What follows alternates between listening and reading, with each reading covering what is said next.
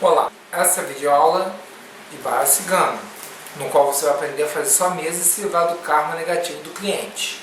Aqui nós temos também os outros videoaulas: defesa psíquica, prosperidade, magia e sedução. E para complementar tudo isso, nós temos nosso banho aqui de saúde, prosperidade, amor e espiritualidade cigana. Obrigado.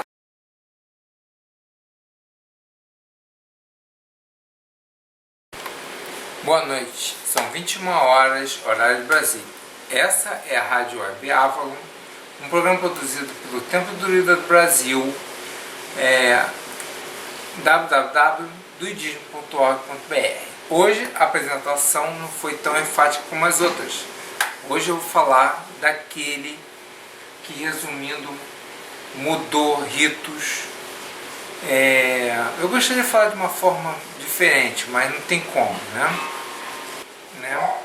Um programa produzido pelo Templo Druida do Brasil, www.duidismo.org.br.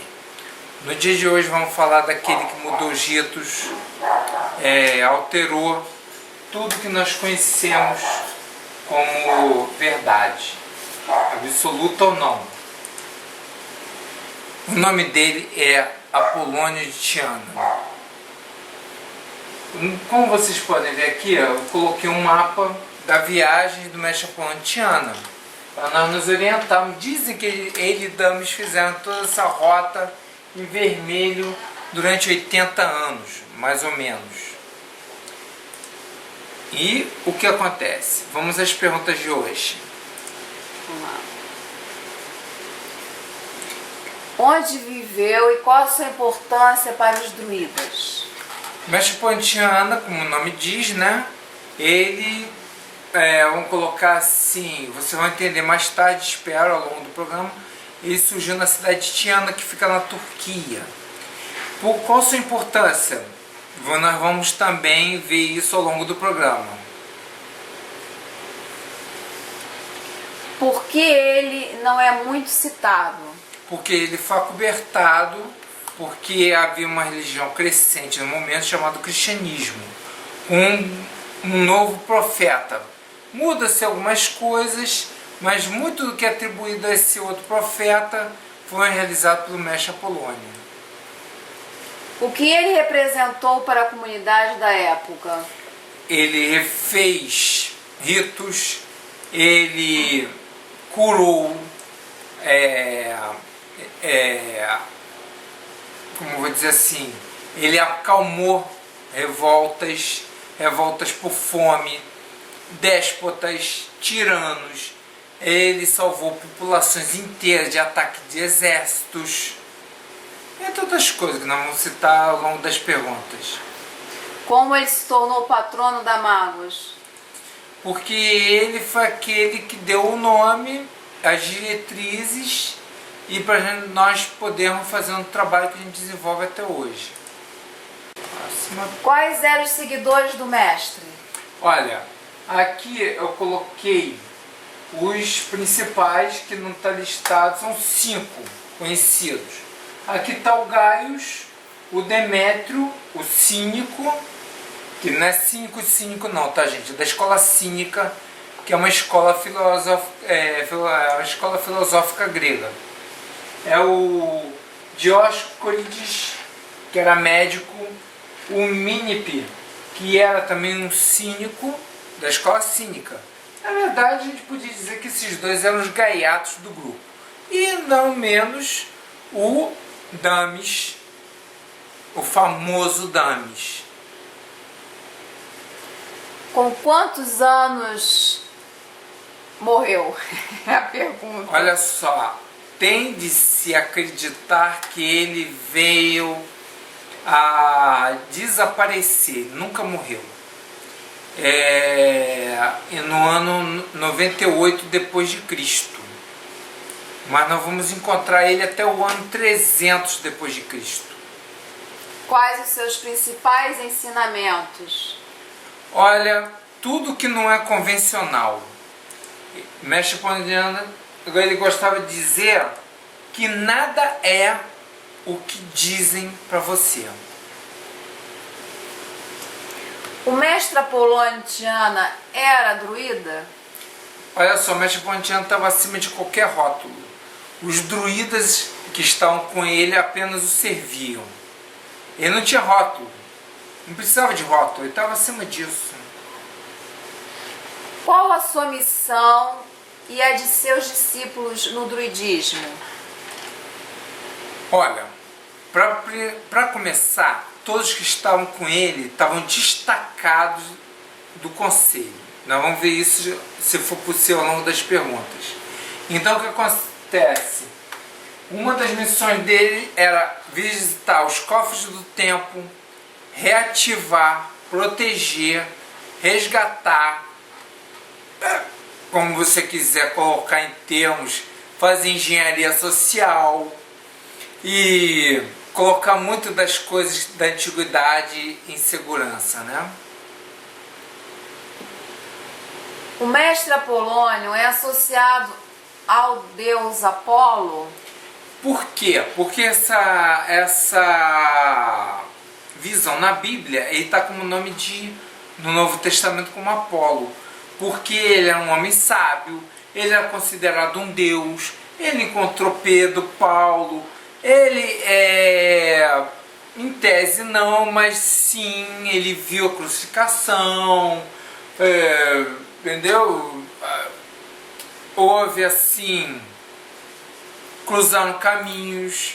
Olha, para vocês terem uma ideia, se a gente fosse contar a história das viagens dele, dames, antes dele encontrar dames, recrutar dames é o termo certo, dava para fazer mais livro que o Game of Thrones. Dava uma big série.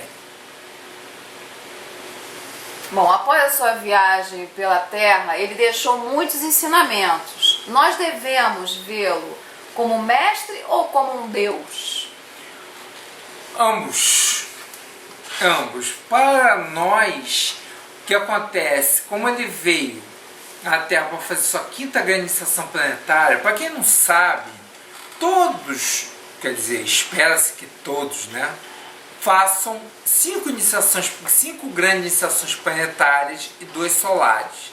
Ele veio realizar a quinta grande iniciação dele. Jesus veio à Terra fazer sua quarta grande iniciação. Então, para nós, para os druidas, não via como era Deus. Ele era alguém que estava além. Entendeu? Porque druidas não acreditam em deuses. Sabem que são apenas aqueles que estão conhecimento à frente e uma tecnologia superior. Ponto. Mas para o homem normal, ele era um deus.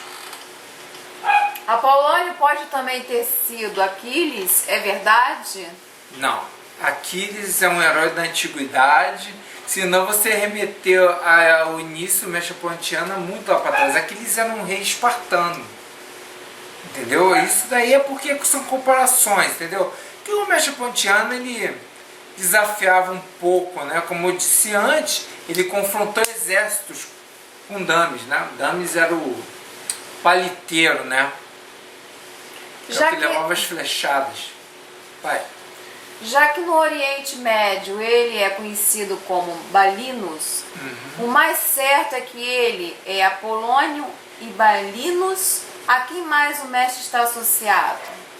Olha só, vamos nos ater ao que nós podemos resgatar escrito, na memória escrita, né? Que também não é muito confiável.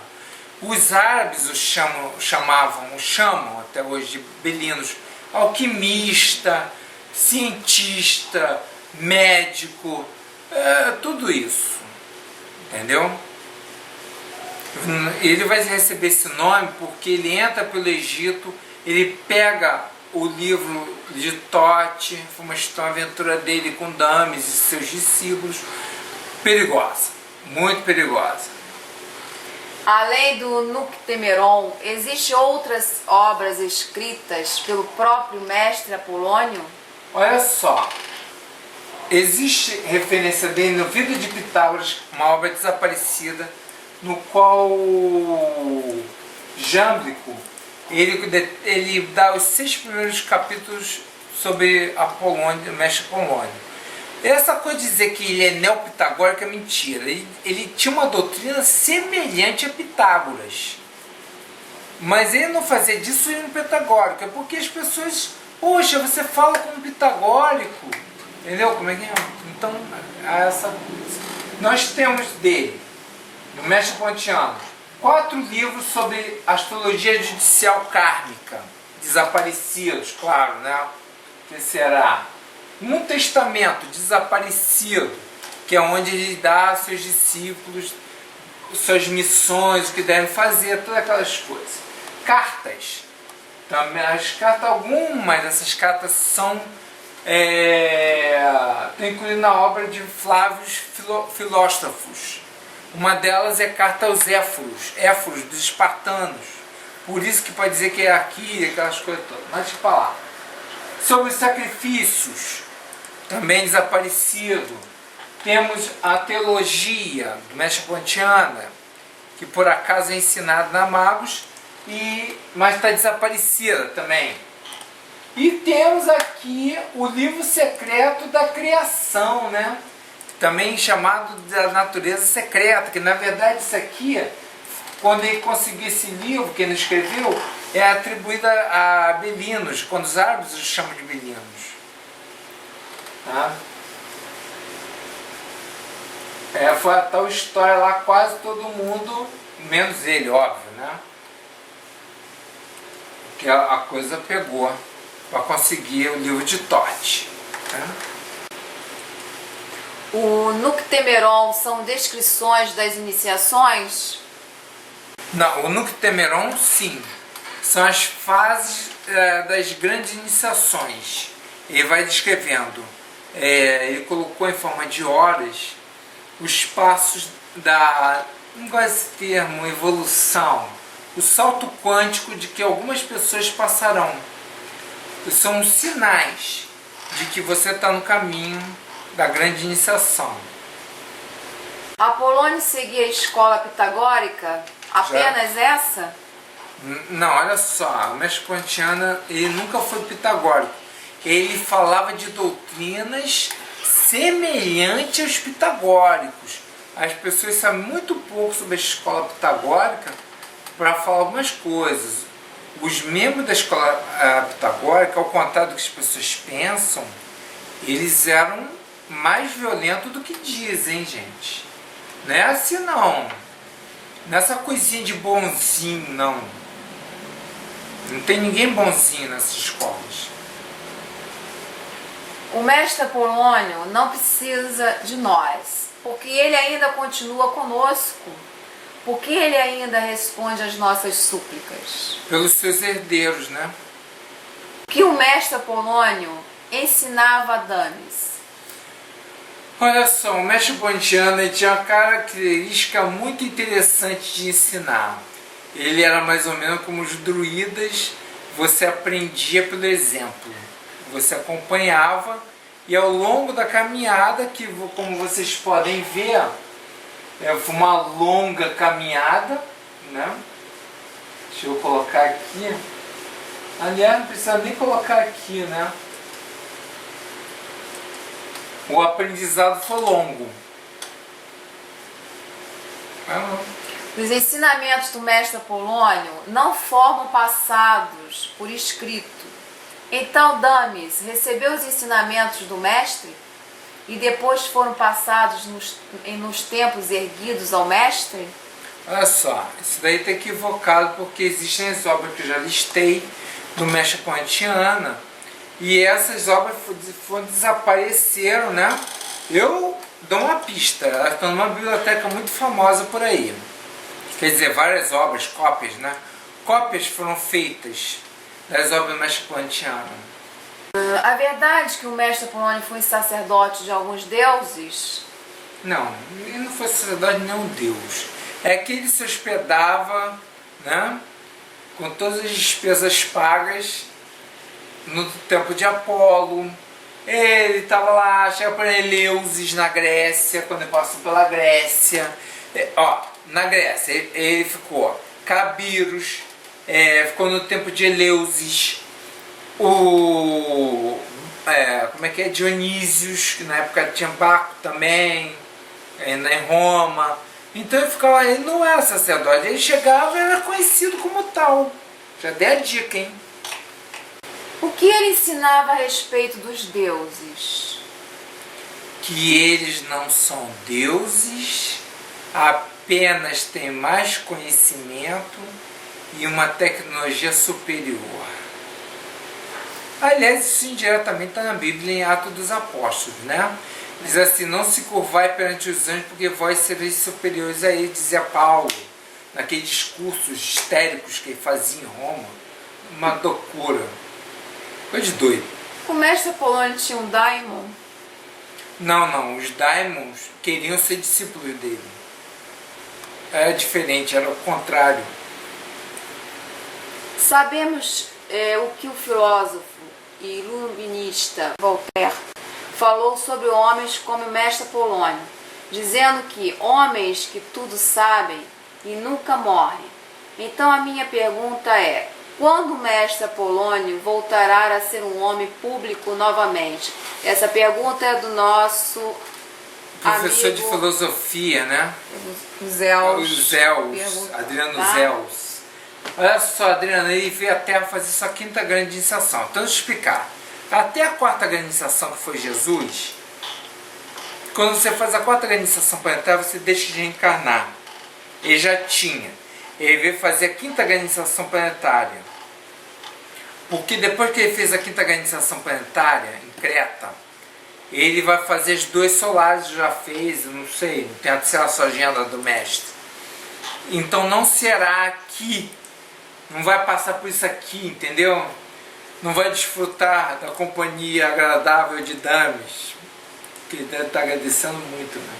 Um artigo no site da Magos fala-se sobre os cofres do tempo e que o mestre Apolônio esteve de viagens com os fenícios, vindo para o Brasil. Há indícios de ancoragem fenícia aí no Rio de Janeiro e os outros lugares do Brasil. Então, seríamos capazes de achar o cofre do tempo que foi deixado aqui em nosso país algum dia? Não. Primeiro que essa viagem que é ensinada na Magos, coisa e tal, ela não consta no roteiro oficial do mestre Apolônio. Ele nunca quis deixar registro dessa viagem. Inclusive por isso ele contratou a peso de ouro uma frota fenícia para fazer isso. Os fenícios eram os melhores navegadores, porque os fenícios eram uma sociedade secreta, né? Não eram um povo. Aí o que acontece? Eles estiveram no Nordeste brasileiro, no Rio de Janeiro, que hoje em dia a gente chama de Rio de Janeiro, né? E o cofre do tempo está muito bem guardado e te garanto que nunca vai ser encontrado. Porque o cofre que está aqui no Brasil tem armas que não devem cair em mão de ninguém.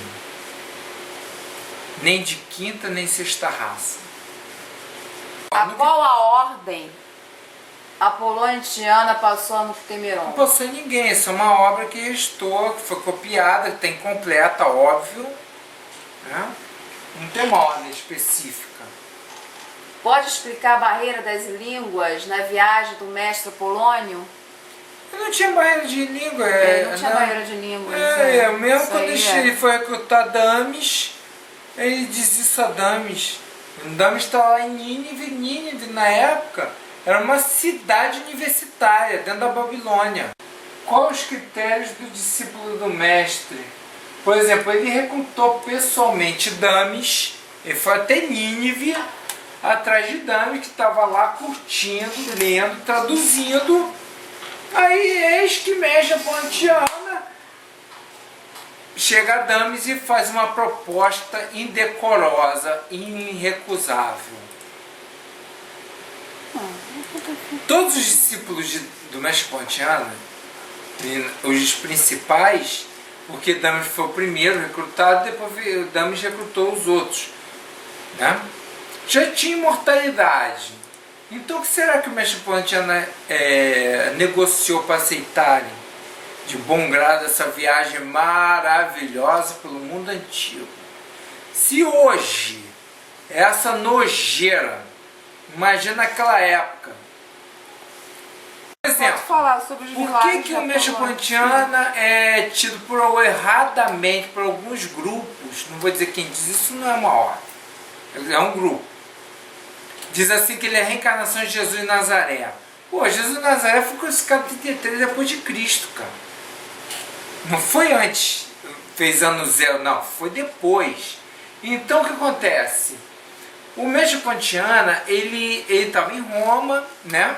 Ele já tinha viajado pela Grécia, tocado horror nas escolas, aquela coisa toda. E no ano 60, que era um ano maravilhoso para você ter em Roma, governo de Nero, Beodicé está se rebelando no que hoje se chama Inglaterra, Escócia, né? Pô, acabou de massacrar as legiões romanas na Inglaterra, no que chama Escócia, Inglaterra, expulsou os romanos das Ilhas Britânicas, é uma maravilha, Roma tem polvorosa. E aí o mestre tinha essa mania. Aí vê um cortejo de uma nobre romana, aí a mãe chora, chora, aquela coisa, né, de velório. Então, aí ele mexe, por que choras, mulher? Calma, não chores. Aí Dami se desespera, não faz isso! Ele vai e ressuscita a menina. Nisso tem um jogo de palavras. O nome dessa menina é colocado como Talita. Só que Talita em aramaico quer dizer menina. Então o nome dela se manteve em segredo. E essa menina, e o pai, pô, ficou maravilhado. Foi a polvorosa, estava polvorosa, né? Que os celtas tinham se rebelado de novo. Antes foi Vercingetorix, agora é Beodicéia. A mulher massacrou todo mundo. A Mecha Pontiana ressuscitando. Aí começou, Jesus voltou, foi confusão. Terminou com o pai daquele ouro pro Damis, né? Damis estava muito feliz com o ouro, uma quantia módica de ouro. Mecha manda devolver, mas Damis devolve o ouro. Aí a menina se torna discípula do Mecha Pontiana. E ela não é listada na história como discípula dele. Qual a pergunta que fizeram agora? Bom, o Horácio está perguntando aqui se o mestre ressuscitou os mortos, se era permitido ressuscitar os mortos, se ele ressuscitava os mortos, se era permitido isso.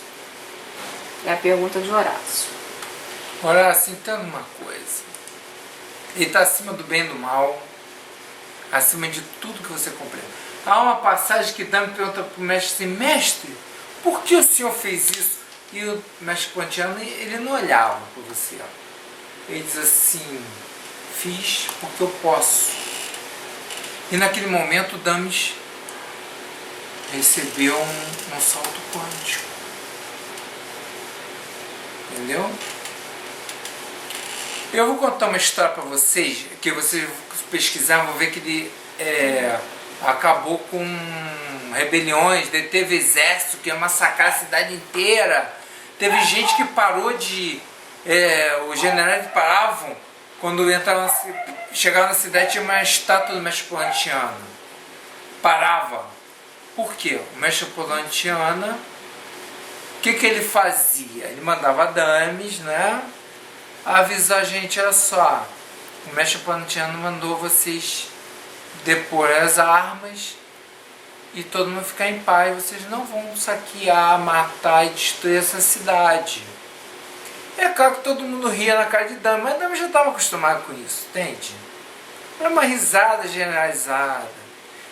E aí o que o mestre fazia? O mestre Pontiana fazia se matar com suas próprias armas. Só poupava a vida do general para espalhar a notícia.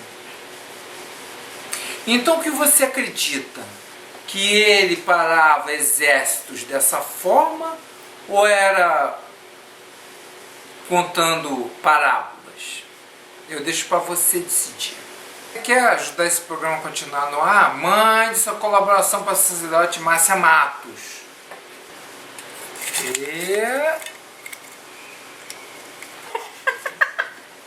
E o tema sorteado foi... do Horácio! Demonologia! Ai, Horácio. Rapaz, tuas preces foram ouvidas, hein, Horácio? Tá aqui. O mestre Apolônio Tiana, a pedra filosofal. Ele a usava no templo de curas públicas da antiguidade, como o de Asclépios. O que acontece é o seguinte: para os árabes, o mestre Apolônio Tiana chamava-se Belinos, mas não era visto como um filósofo ou como era visto no Ocidente. Para eles, ele era um alquimista.